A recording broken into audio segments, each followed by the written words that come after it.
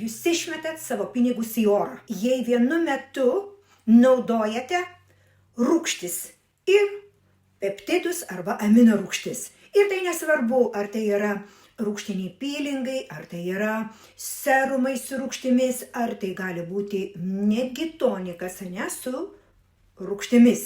Ir po to jūs sugalvojat, kad reikia uždėti peptidų, galbūt serumą, ar tai kremą, arba kuris yra su amino rūgštimis. Peptidai ir amino rūgštis tai yra baltymai. O baltymai ir rūgštis du nesuderinami dalykai. Kadangi amino rūgštis ir peptidai sujungus kartu su rūgštim, kas atsitinka? Jie suverda, jie pakeičia savo struktūrą.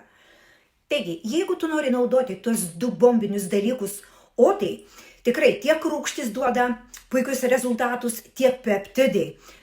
Tai yra ne tik antisenėjimo stabdymo procesui, bet ir odos glotnumui, odos maitinimui, odos pridrėkinimui. Žodžiu, visam kam naudokit juos atskirai. Dažniausiai mes rūgštis, ar tai būtų rūgštinis pilingiukas, ar tai būtų serumas, ar tai būtų tonikas, mes naudojam vakarais. Taip? O ryte, prašau, jūs dėkit savo peptidus ar ten amino rūgštis ir bus jums laimė.